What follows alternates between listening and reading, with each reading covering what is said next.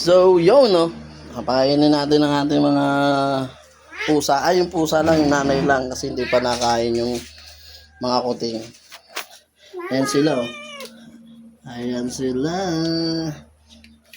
Bubuksan natin to. Kainin natin si Mokang. Dito, Kang. Sa taas. Sa taas ka, no? Kasi bawal pa yan sila, di ba? O, doon ka sa taas. Ayan. Akit ka na dyan.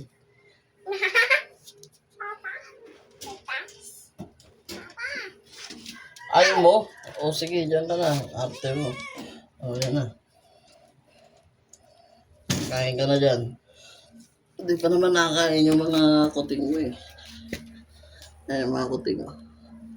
Eee.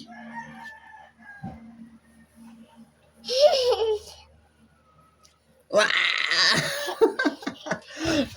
So, yun lang. Kapag kailangan nyo pa rin to, andyan lang yan sa baba. So, i-check out mo na yan. Baka kailangan mo rin to. Hindi mo to kailangan ngayon. Sa susunod, baka kailangan mo mas maagang i-advance mo na, di ba? So, bahala na dyan. Drop mo na yan.